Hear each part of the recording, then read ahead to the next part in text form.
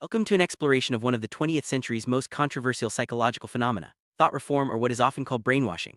In his landmark study, Dr. Robert Jay Lifton delves into the psychology of totalism, focusing on the Chinese Communist program designed to reshape beliefs and identities. This system, known as thought reform, was not just a relic of Maoist China, it has echoes in political and religious fundamentalism worldwide.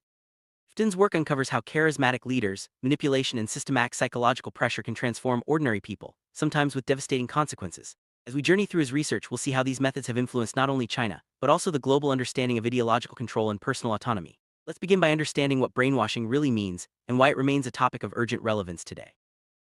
The term brainwashing entered Western vocabulary during the Cold War, conjuring images of mysterious, all-powerful mind control. But as Dr. Lifton explains, the reality is both more nuanced and more disturbing. Originally a translation of the Chinese term HSI, now literally, wash brain, it described a systematic program of confession and re-education. This process was not limited to military prisoners. It permeated Chinese society, targeting intellectuals, students, and even ordinary citizens. Through confession, individuals were pressured to expose and renounce their supposed evils, then rebuilt in the image of the communist ideal. Lifton's research in Hong Kong revealed that these methods combined coercion with emotional appeals, blurring the line between voluntary change and forced submission. The confusion surrounding brainwashing, its myths, its misuse in popular culture, and its real psychological impact makes it a powerful tool for both fear and control. But what actually happens to those subjected to such intense psychological pressure?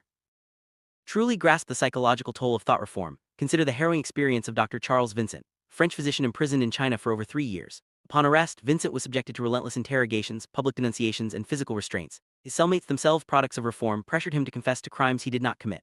Sleep deprivation, humiliation, and alternating threats and kindness wore down his resistance. Over time, Vincent's sense of reality blurred. He began to believe at least partially in the confessions he was forced to make. Even after his release, he struggled with paranoia, guilt, and a fractured sense of self, torn between the world he left behind and the psychological conditioning he endured.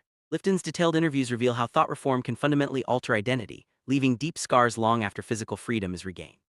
This case is just one example of the profound and lasting effects of ideological totalism. Dr. Lifton's study goes beyond individual stories to examine the broader implications of thought reform.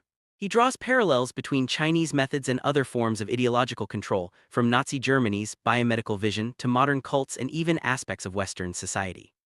Danger, he argues, lies not just in overt coercion, but in the subtle ways totalistic thinking can infiltrate any culture, through charismatic leaders, group pressure, and the promise of absolute truth.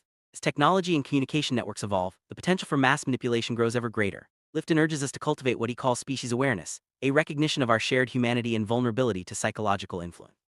By understanding the mechanisms of thought reform, we can better defend against the allure of totalism and preserve the nuanced, critical thinking essential for a free society.